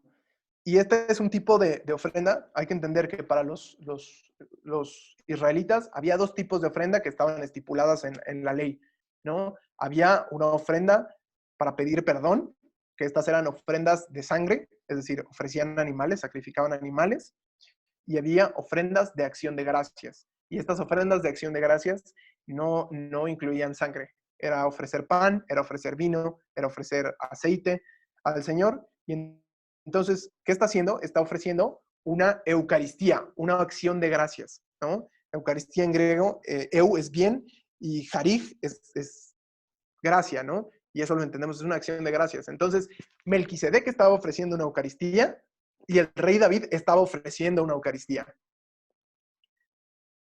Y Bren, si me ayudas con Hebreos 5, 6. Hebreos 5, 6. Versículo Como 6. tam- Hebreos 5, versículo 6. ok. Como también dice en otro lugar, tú eres sacerdote para siempre, según el orden de Melquisedec. Entonces, ven cómo aparece Melquisedec en Génesis. David, al volver a ser rey de Jerusalén, rey en Jerusalén, recibe nuevamente esta bendición de Dios de ser sacerdote, ¿no? Un rey sacerdote. Y después Cristo vuelve a ser nuestro sumo sacerdote según el orden de Melquisedec. Y también ahora los sacerdotes son parte de ese sacerdocio de Melquisedec. Entonces, es muy simbólico, ¿no? Melquisedec ofreció una Eucaristía, David ofreció una Eucaristía, Cristo ofrece la verdadera Eucaristía, y ahora nosotros seguimos celebrando esa Eucaristía verdadera de Cristo, ¿no? Y vemos otra vez esta tipología y esta preparación del pueblo, ¿no? Se ofrece pan y vino, y se va prefigurando la Eucaristía. Y ahora, pues la podemos celebrar por completo. Entonces, es muy profundo y no nos podemos detener en todo como me gustaría, pero cada uno de estos puntos podríamos casi dedicarles una plática entera. Y bueno, David, ¿no? David ya trae el arca, ¿no? Entra danzando, y de hecho la hija de Saúl se ofende de que David entrara así, ¿no? Lo ve ridículo y lo regaña, pero a David no le importa, dice, estoy yo honrando a mi Dios, estoy haciéndolo por Dios, no estoy haciéndolo por nadie más, y me da igual la opinión me da igual tu opinión, mujer, ¿no? Al final yo estoy aquí para honrar a Dios, y eso es lo más importante. Y entonces cuando David entró a su casa, pues nuevamente le entró esta sensación, ¿no? De no es posible que yo tenga, ¿no? Yo viva en un palacio y Dios, ¿no? El arca del Señor esté en una tienda. Que al final, si se acuerdan, esta tienda era el tabernáculo, que Chino ya nos habló en la época de Moisés. Entonces, David va con Natán, con el profeta Natán, es el profeta que acompaña a David en esta época, ¿no? Y entonces le hace saber que quiere construirle un templo a Dios, ¿no? Quiere construirle una casa a Dios. Y entonces Natán le dice, muy bien, construyele una casa a Dios. Y se va a dormir. Y en sueños Dios le habla a Natán y le dice, dile a mi siervo David que está bien que él me quiere construir una casa, pero la casa se la voy a construir yo, ¿no? Y esta casa, ¿qué significa, no? ¿Qué nos está diciendo? Y se los leo, ¿no? Se le aparecen sueños al profeta Natán y le dice, por tanto di a mi siervo David, así dice el Señor Todopoderoso, yo te tomé de la majada, de detrás del rebaño, para que fueras caudillo de mi pueblo, Israel. He estado contigo en todas tus campañas, he derrotado en tu presencia a todos tus enemigos, y yo haré que tu nombre sea como el de los grandes de la tierra. Asignaré un lugar a mi pueblo, Israel, lo plantaré en él, para que lo habite y nadie lo arroje de él, ni los malvados lo opriman como antes. Como en el tiempo que yo establecí jueces sobre mi pueblo Israel, te daré paz con todos tus enemigos. Además, el Señor te anuncia que te dará una dinastía.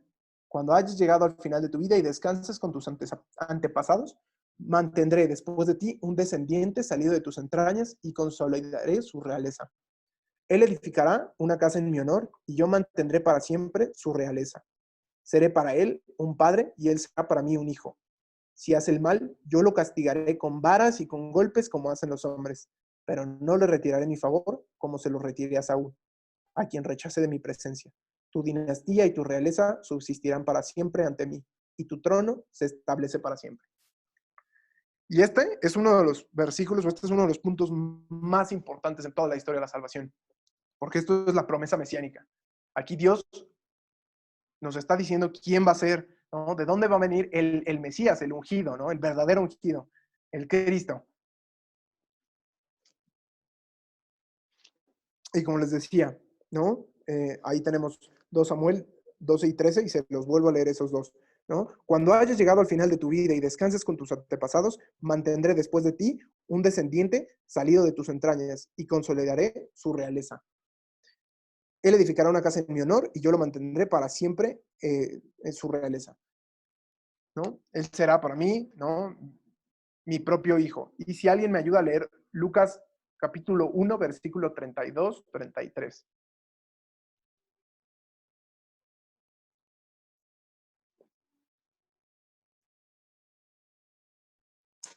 Yo, si quieres. Gracias. Él será grande, será llamado Hijo del Altísimo. El Señor Dios le dará el trono de David, su padre. Reinará sobre la descendencia de Jacob por siempre y su reino no tendrá fin. ¿Hasta ahí? Hasta ahí, ¿no? Reinará, ¿no? Será de David su padre, ¿no?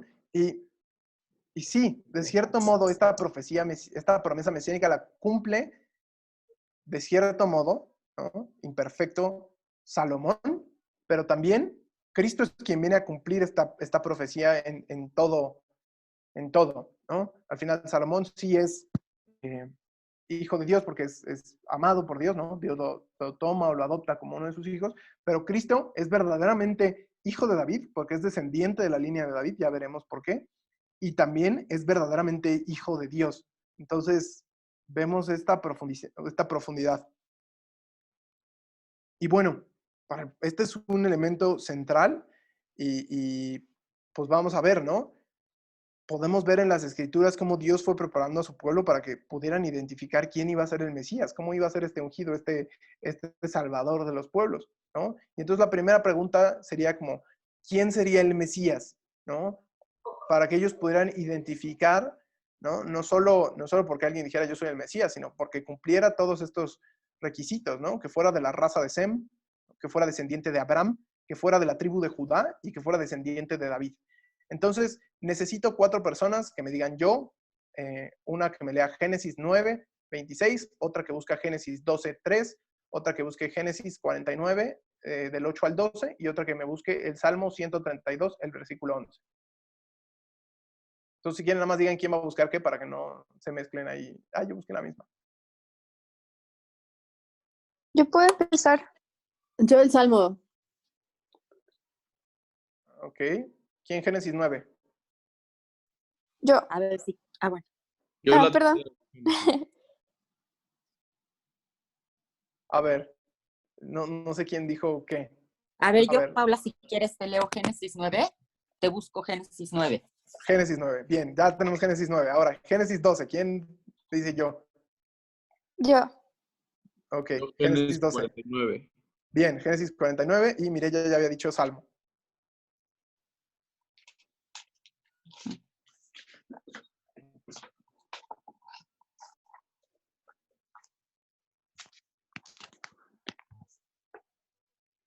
O sea, ¿tú nos vas a decir cuándo lo leamos? Sí, Génesis 9, ¿Ya, cuando lo ¿Ya tenga. lo leo? Sí. Perfecto, perdón. Bueno, el orden nuevo del mundo. Dios bendijo a Noé y a sus hijos y les dijo, sed fecundos, multiplicaos y llenad la Perdón, tierra. si nada más me lees Génesis 9 y el versículo 26. Ok. Perdón, porque si no nos vamos a tardar mucho. No, es que no habías hecho el versículo, espérame. El versículo 26. Y añadió, bendito sea Yahvé, el Dios de Sem, y sea Canaán esclavo suyo. ¿Se acuerdan que habíamos visto en la conquista que por qué había esta enemistad entre los semitas y los cananeos? Pues Dios ya había bendecido, y se acuerdan que Dios pasa esta bendición de padres a hijos, ¿no? Y en la época de los patriarcas la bendición es para el primogénito o para el que vaya a actuar como primogénito. Y entonces este sacerdocio real y de quien van a ir pasando las bendiciones de Dios es a quien reciba la bendición. Entonces, Sem ya había recibido esta bendición y entonces por él se tenían que cumplir pues las profecías, ¿no? Dios iba a bendecir al mundo también por Sem. Entonces, Sem, check. Génesis 12, 3. Sí. Bendeciré a los que te bendigan y maldiciré al que te maldiga. Y por ti se bendecirán todos los pueblos de la tierra. Entonces vemos, es de la raza de Sem, ¿no? Porque ya tiene la bendición de Noé. Después Dios le promete a Abraham que de su descendencia vendrá una bendición para todo el mundo. Es decir, esta es la prefiguración de Cristo. Ya le está diciendo, de tu descendencia, Abraham, tendrá que venir el Mesías. Ahora, Génesis 49, del 8 al 12. Sí. A ti, Judá, te alabarán tus hermanos. Doblegarás el cuello de tus enemigos. Los hijos de tu padre se postrarán ante ti. Cachorro de león es mi hijo Judá, que vuelve a hacer presa. Que vuelve a hacer presa cuando se echa y se recuesta como león o como leona. ¿Quién lo desafiará? No se apartará de Judá el cetro, ni el bastón de mando de entre sus rodillas, hasta que llegue aquel a quien le pertenece y a quien obedecerán los pueblos. Él amarra su burro a una vid y a una cepa las crías de su asna. Él lava en vino su vestido, en sangre de uvas su manto. Son sus ojos más oscuros que el vino y sus dientes más blancos que la leche. Entonces, ¿a quién le suena? ¿Quién es el que transforma su sangre en vino, ¿no? Y lava y termina manchado de sangre, ¿no? ¿Quién entró en Jerusalén montado en un burrito? Pues es Cristo. Esta bendición la está pasando Israel, ¿no? Jacob, Israel, se le está pasando a Judá. Entonces, esta bendición que venía de Sem, que después pasa por Abraham, Jacob, Israel, se la pasa a Judá. Entonces está diciendo, de la familia de Judá vendrá el que tenga el cetro, ¿no? Y el bastón de mando no se apartará de sus rodillas hasta que venga el verdadero, ¿no? Le dice cachorro de león. Pues Cristo es el león de la tribu de Judá. Ya no es el cachorro, ya es el león de la tribu de Judá. Cristo en el Apocalipsis es aquel que tiene el cetro de mando. Y por último, Mireya, ibas a leer el Salmo 132, versículo 11. Sí. El Señor hizo un juramento a David, una firme promesa de la que no se retractará. Yo pondré sobre tu trono a uno de tus descendientes. Entonces, en el capítulo 7 vemos como claramente Dios le dice a David, ¿no? De tus entrañas saldrá un rey para siempre, ¿no? De tus entrañas estará la dinastía. Y aquí también lo vemos replicado en el Salmo. Y está cañón, ¿no? Vemos cómo realmente se va conectando las cosas. Y quería yo leerles Mateo 1, versículo del 1 al 17. ¿Alguien me ayuda con Mateo 1, versículo del 1 al 17?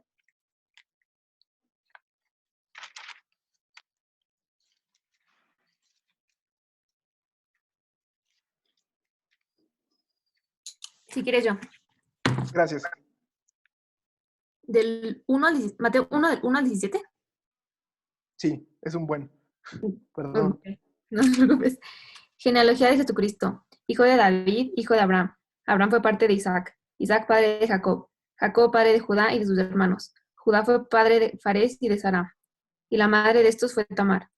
Fares fue padre de Esrón. Esrón padre de Aram. Aram padre de Amindab. Amindab padre de Nazón. Nazón padre de Salomón. Salomón fue padre de Boz y la madre de este fue Rahab. Boz fue padre de Obed y la madre de este fue Ruth. Obed fue padre de Jesé. Jesé padre del rey David. David fue padre de Salomón y la madre de este fue la que había sido mujer de Urías. Salomón fue padre de Roboam. Roboam padre de Abías. Abías padre de Asaf. Asaf padre de Josafat. Josafat padre de Joram. Joram padre de Osías. Osías fue padre de Joatam. Joatam padre de Acaz. Acaz padre de Ezequías. Ezequías padre de Manasés. Manasés fue padre de Amós. Amós padre de Josías. Josías padre de Jeconías y de sus hermanos durante el destierro en Babilonia. Después del destierro en Babilonia, Jeconías fue el padre de Salatiel. Salatiel padre de Zorobabel. Zorobabel padre de Abiud. Abiud padre de Eliasim. Eliasim padre de Azor. Azor fue padre de Sadoc. Sadoc padre de Akim. Akim padre de Eliud. Eliud padre de Eleazar.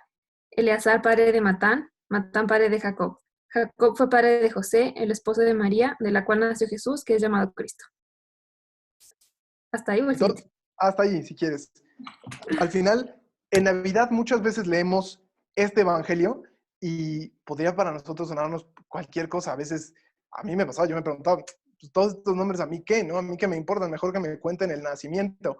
Pero es que para el pueblo judío, todo esto tiene significado. Es decir, está diciendo que Jesús es de la raza de Sem, que Jesús es descendiente de Abraham, que Jesús es de la tribu de Judá y que es descendiente directo de David.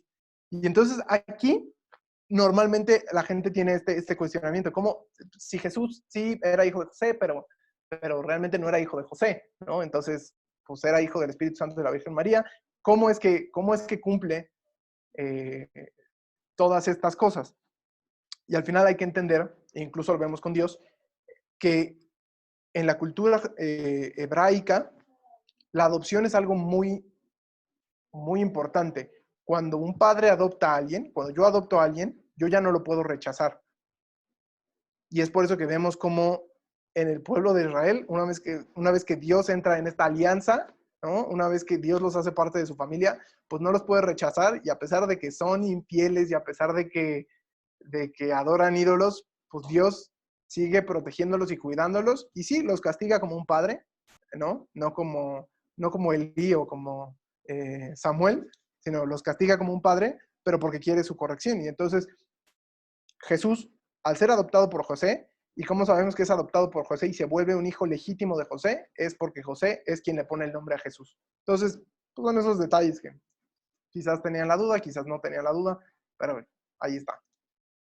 Y lo siguiente es, ya sabían, ¿no? El pueblo judío ya sabía quién iba a ser el Mesías, cómo iba a ser el Mesías, y ahora, pues, ¿qué iba a ser el Mesías? ¿Qué era lo que estaba destinado a ser el Mesías? Entonces, otra vez 4 personas que me echen la mano. Yo nomás, ¿Quién me ayuda? ¿puedo preguntar algo? Sí. De la pasada. Sí. No entendí bien cómo es la conexión con Sem. O sea, Sem es hijo de Noé, pero después cómo llega hasta Jesús por Melquisedec, o sea, por la bendición en el templo de Noé, que diga en el No, templo con Sem, David. sí, Sem es hijo de Noé, y aquí no viene en esta genealogía, pero Sem es hijo de Noé, y de la raza de Sem es Abraham. Ah, ya, ok. Abraham no es, debe haber ahí algunas, podríamos irnos y revisar la genealogía, pero Abraham es descendiente de Sem, y Abraham también recibe esta visión. Y nuevamente, siendo descendiente de David, pues ya también tiene otra vez esta bendición de Melquisedec. Entonces, Cristo está muy bien conectado. Va, gracias. Pero si tienes más duda o algo así, pues después podemos platicarlo un poco más o podemos preparar un tema más profundo de esto. Quizás cuando lleguemos a la parte quizás del Mesías, pero si tienes más dudas de esto, es muy importante y sí queremos resolverlas. Gracias. De nada, Leo. Y bueno, ahora, ¿qué haría el Mesías, no? ¿Cómo sabrían que era el Mesías? Entonces, necesito 4 voluntarios para leer la primera cita, Isaías 11, 12 al 13.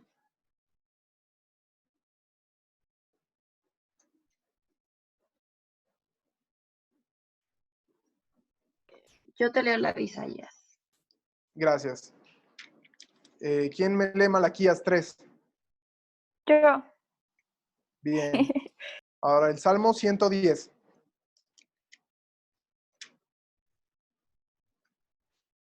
Y a ver, Daniel, yo te leo el Salmo 110. Perfecto. Y Daniel 7, versículos 13 al 14. Están ahí en su pantalla. Y ahorita...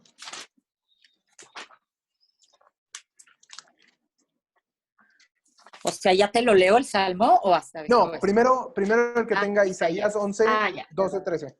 Te lo leo. Sí. Él levantará un emblema para las naciones, reunirá a los deportados de Israel y congregará a los dispersos de Judá, desde los 4 puntos cardinales.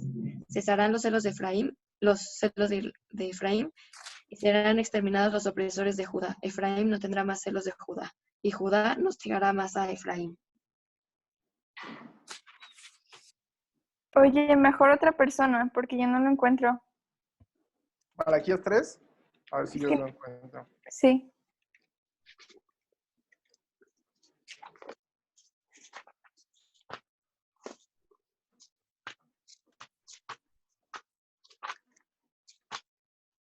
Yo ya lo tengo por si quieres. ¿Malaquías? Sí. Vas. Mirad, yo envío mi mensajero para que abra camino delante de mí. Luego el Señor, a quien vosotros buscáis, vendrá súbitamente a su templo. Ved cómo viene el mensajero de la alianza a quien vosotros deseáis, dice el Señor del universo. ¿Quién podrá soportar el día de su llegada? ¿Quién podrá mantenerse de pie el día en que aparezca? Porque Él es como el fuego del fundidor y como la lejía de los que lavan. Será como un fundidor que refina la plata, purificará a los descendientes de Leví. Los acrisolará como a oro y plata, para que puedan presentarse al Señor ofrendas legítimas. Gracias. Ahora sí, el Salmo 110. ok. Es el de la numeración alta. Ya ves que vienen unos entre paréntesis. Sí, es el de 110, 109. 109, ajá. El sacerdocio del Mesías. Oráculo de Yahvé a mi Señor. Siéntate a mi diestra, hasta que haga de tus enemigos estrado de tus pies. El cetro de tu poder extenderá Yahvé desde Sión. Dominen entre tus enemigos. Ya te pertenecía el principado, el día de tu nacimiento. Un esplendor sagrado llevas desde el seno materno, desde la aurora de tu juventud. Lo ha jurado Yahvé, y no va a retractarse. Tú eres por siempre sacerdote, según el orden de Melquisedec. El Señor está a tu derecha, quebranta a los reyes el día de su cólera, sentencia a las naciones, amontona cadáveres, quebranta cabezas, a lo ancho de la tierra. Junto al camino bebe del torrente, por eso levanta la cabeza. Y por último, Daniel 7, 13 al 14.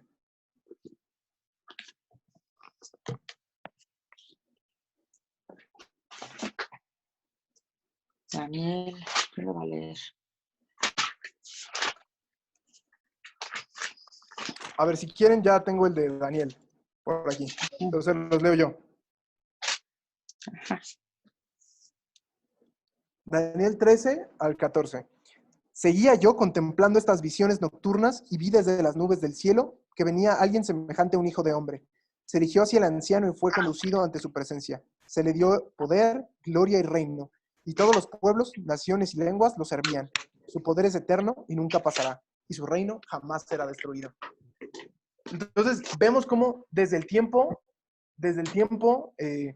y en toda la escritura estaba profetizado cuál iba a ser la genealogía del Mesías y también qué iba a ser. Y vemos que reunirá las 12 tribus, que hará el templo, ¿no? Vemos que juntará a Efraín y que ya no habrá celos entre las tribus, ¿no? Vemos que va a purificar a los levitas, ¿no? Él será como el fuego y la lejía que va a purificar el templo. Él vencerá a los enemigos de Israel, pero no estos enemigos que quizás pensaban en la época en la época de Jesús, que eran los romanos, sino el verdadero enemigo de Israel, que es el pecado, y reinará sobre las naciones. Y vemos en Cristo cómo se cumplen todas estas. Él reúne a las 12 tribus, ¿no? Y vuelve a fundar un pueblo, que es la iglesia, y entonces simbólicamente las 12 tribus están representadas por los 12 apóstoles. Va a purificar el templo, y vemos cómo él entra, ¿no? Y saca a los vendedores, ¿no? Y limpia nuevamente el templo. Y él también dice, destruyan este templo y en 3 días lo reconstruiré, y hablaba del templo de su cuerpo. Él vencerá a sus enemigos, pero no vencerá a los enemigos que podríamos pensar como los paganos o los romanos que aplastaban a Israel, sino él vencerá a nuestros enemigos, que nuestro enemigo es Satanás, nuestro enemigo es el pecado y la muerte. Cristo vence a sus enemigos y reina sobre las naciones, ¿no? Pues claramente Cristo va a reinar sobre las naciones y ahorita, pues por eso estamos en el reino Christi, ¿no? Cristo reino nuestro, venga tu reino, ¿no? Y estamos en este proceso, pero Cristo, sobre él ha sido dado todo el poder y la gloria. Y entonces, bueno, esta es un poco la promesa mesiánica y que vamos a ir viendo cómo se va desarrollando después. Y por último, pues quería terminar haciendo una mención honoraria a la Virgen, ¿no? Y al Arca de la Alianza. ¿Por qué era sagrada el Arca? ¿Por qué era tan importante el Arca? Y si alguien me lee Hebreos 9:4, ya vamos a acabar.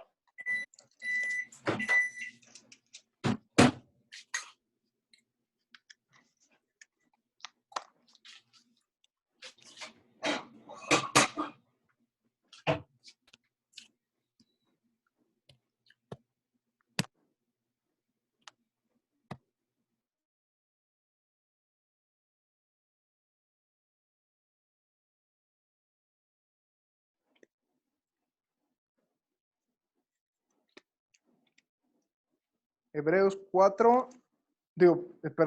9, versículo 4.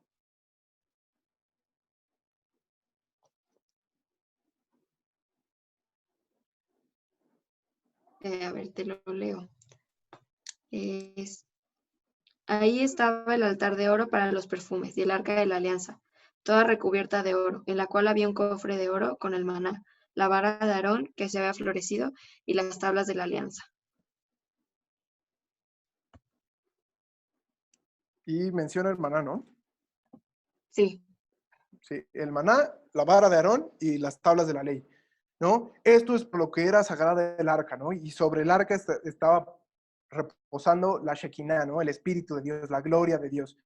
Y entonces, pues aquí es un buen momento también para hacer un ejercicio tipológico, ¿no? Encontrar el Antiguo Testamento en el Nuevo Testamento, y así como ya vimos a Cristo, pues ahora vamos a ver a la Virgen representada en el Arca de la Alianza, ¿no? Y lo que hacía sagrada el arca, que es decir, es la ley, el bastón de Aarón, que representa el sacerdocio, y el maná, el pan del cielo, pues está más perfectamente en la Virgen, ¿no? Si la ley era la palabra de Dios escrita en unas tablas, pues Cristo es el verbo, ¿no? El logos de Dios encarnado en un hombre, ¿no? Si estaba el bastón de Aarón que representaba este sacerdocio levítico, pues Cristo es en sí mismo sacerdote según el orden de Melquisedec. Y si estaba el pan del cielo que Dios le había dado a los judíos en el tiempo del desierto, pues Cristo está la Eucaristía, que es el pan verdadero. Entonces, hay muchos simbolismos y muchas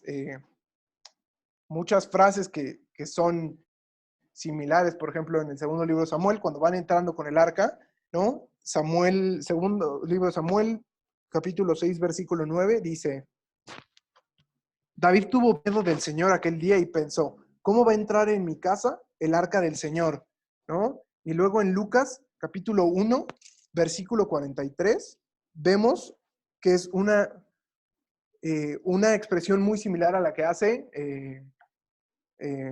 la prima, ¿no? Santa Isabel, cuando ella va a verlo, ¿no? Pero ¿cómo es posible que la madre de mi Señor venga a visitarme? ¿No? Tenemos ese paralelismo, ¿no? Luego tenemos en el versículo 11 de Samuel, que dice, el arca del Señor estuvo 3 meses en la casa de Obedón de Gat, y el Señor bendijo a Obedón y a toda su familia.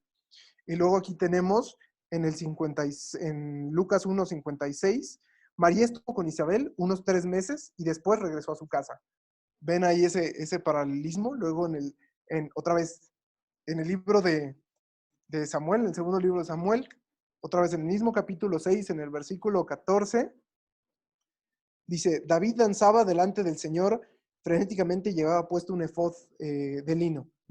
Y en cambio aquí vemos, en Lucas, vemos que es pues, San Juan, ¿no? En el vientre de su madre, de Isabel, que salta de gozo al ver llegar el arca de la alianza, o la nueva arca de la alianza, ¿no? Y entonces, pues hay estas similitudes que también podríamos pasarnos horas y podríamos dedicarle un día entero del curso, ¿no? Una sesión entera del curso a ver cómo está la Virgen dentro del plan de Dios y en todas estas tipologías y prefiguraciones, pero bueno, esta es solamente una pequeña embarrada y no lo tenía pensado, pero hoy sentí como que Dios me movía a compartirles también esta parte. Y bueno, pues ya para terminar, quisiera cerrar con el Salmo 18, con este versículo que dice, Él hace las victorias, Él hace grandes las victorias de su rey y muestra su amor a su ungido, a David y a su linaje para siempre. Entonces, aquí nos quedamos esta sesión. Todavía nos falta ver un pedazo más del reino de David, del reinado de David y de Salomón, pero creo que por hoy es suficiente información. Entonces, si quieren, si todavía tienen ánimos, podemos pasar a las preguntas.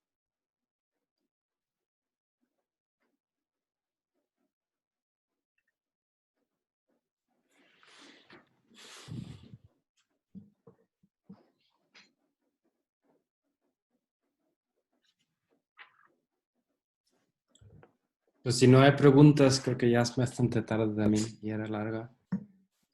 Pues también podemos cerrarlo y los que puedan o quieran, pues les pueden escribir para la próxima sección. La próxima sección va a ser un poco especial en el sentido que vamos a hablar específicamente de los profetas y los libros sapienciales. Nos vamos a interrumpir un poco la secuencia histórica para entrar en algunos libros más específicos. Bien, bueno, pues si alguien tiene como alguna duda o algo así, tampoco duden en escribirme y si es más específico o quieren, se las contesto sin ningún problema. Gracias por su paciencia, gracias al Padre por invitarme y pues Padre, si nos cierra con una oración, ya los dejamos ir a descansar y feliz viernes. Perfecto, con mucho gusto. Te damos gracias, Señor, por todos tus beneficios, a ti que vives y reinas por los siglos de los siglos. Amén. Cristo, Rey nuestro, Venga tu reino. Virgen prudísima María, Madre de la Iglesia, ruega por nosotros. Ruega por nosotros. Padre, el Hijo y el Espíritu Santo. Amén. Hasta la próxima y gracias, Pablo, por esa lección. No, pues muchas gracias a ustedes por su paciencia. Estuvo bien largo y pesado.